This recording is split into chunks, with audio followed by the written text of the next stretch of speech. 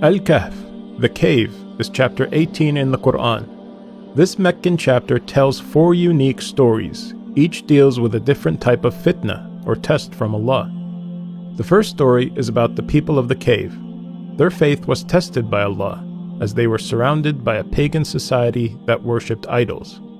The second story deals with the fitna of wealth.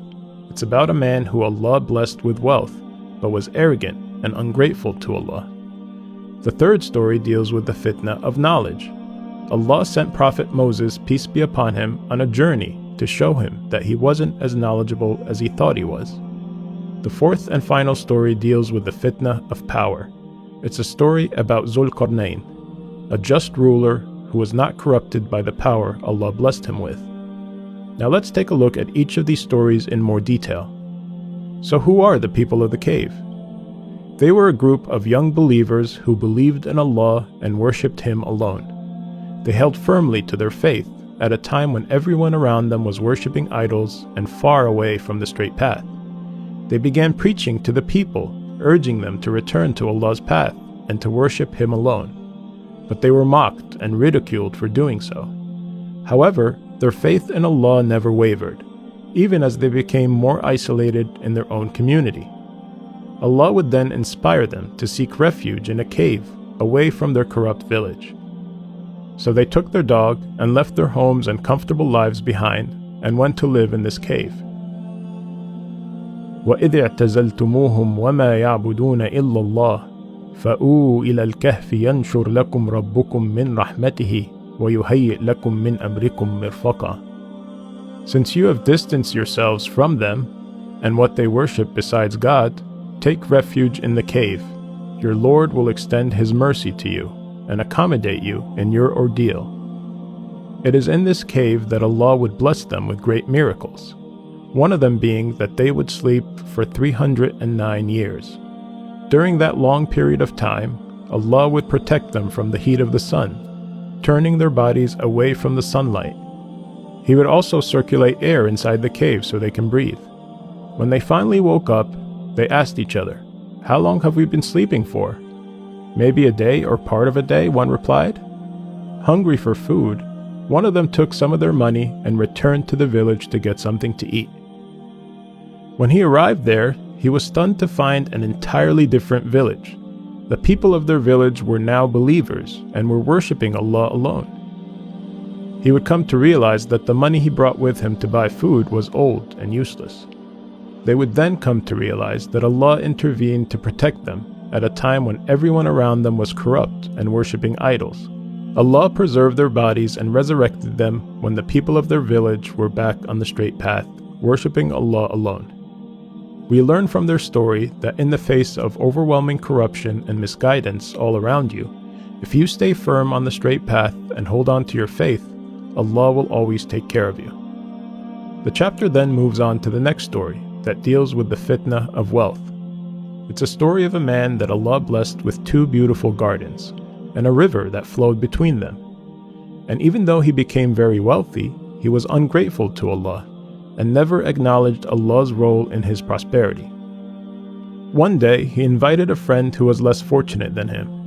He wanted to show off his wealth to this poor man, so he gave him a tour of his property, boasting that his land will never perish and that there is no day of judgment. His friend would challenge him, reminding him that Allah is the one who created him from dust and made him into the man he is today. "If only you had said when you entered your property, 'This is what God has willed. There is no power except with God,'" said the poor man. But the wealthy man's arrogance would soon doom him, as Allah would go on to destroy his gardens and crops, leaving him with nothing. Allah would then remind us that this world is temporary, and regardless of how blessed we are, nothing comes close to the everlasting reward of the afterlife. المال والبنون زينة الحياة الدنيا والباقيات الصالحات خير عند ربك ثوابا وخير أملا. Wealth and children are the adornment of this worldly life, but the everlasting good deeds are far better with your Lord in reward and in hope. The chapter then moves on to the third story that deals with the fitna of knowledge, and that's the story of Prophet Moses, peace be upon him. and Al-Khidr. A man came to Moses one day and asked, "Who is the most knowledgeable person on earth?" "That would be me," Moses responded. So God revealed to Moses that he was wrong to say that, and there was in fact someone who is more knowledgeable than him. God instructed him to go meet this man, whose name is Al-Khidr, and that he will find him where the two seas meet. So Moses, peace be upon him, took his young servant and set out on this long journey and eventually found the right spot. فَوَجَدَ عَبْدًا مِّنْ عِبَادِنَا آتَيْنَاهُ رَحْمَةً مِّنْ عِنْدِنَا وَعَلَّمْنَاهُ مِنْ لَدُنَّا عِلْمًا. There they found a servant of ours, to whom we have granted mercy from us, and enlightened with knowledge of our own. Moses says to him, "May I follow you, and perhaps you can teach me some of the guidance you've been taught." "You won't be patient enough with me," said Al-Khidr. "And how could you be patient with what is beyond your realm of knowledge?" Moses responded, "You will find me patient, God willing, and I will not disobey any of your orders. Then if you follow me, do not question me about anything until I myself clarify it for you." So they set out on this journey together, and they board a ship. On the ship, Al-Khidr starts damaging the ship, making a hole in it. "What are you doing?" said Moses, peace be upon him. "Are you trying to drown the people of this ship? You've done a terrible thing." "Did I not say that you cannot have patience with me?" Al-Khidr replied. Moses pleaded, "Excuse me for forgetting, and do not be hard on me." So they proceeded on their journey until they came across this boy, and Al-Khidr kills him. Moses protested and said, "Have you killed an innocent soul who killed no one? You have certainly done a horrible thing." Al-Khidr answered, "Did I not tell you that you cannot have patience with me?" Moses replied, "If I ever question you about anything after this, then do not keep me in your company, for by then I would have given you enough of an excuse." So they moved on until they came to a town, and they asked its people for food, but they refused. Moses and Al-Khidr would continue until they came to this wall that was about to collapse.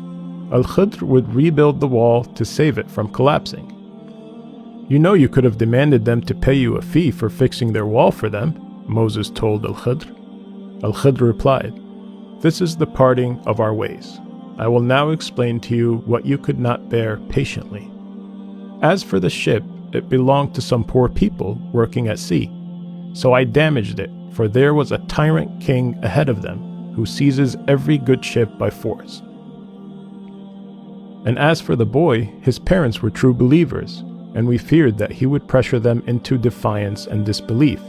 So we hoped that their Lord would give them another, more virtuous and caring one in his place. And as for the wall, it belonged to 2 orphan boys in the city, and under this wall was a treasure that belonged to them, and their father was a righteous man. So your Lord willed that these children should come of age and be able to retrieve their treasure, as a mercy from your Lord. I did not do it all on my own. This is the explanation of what you could not bear patiently."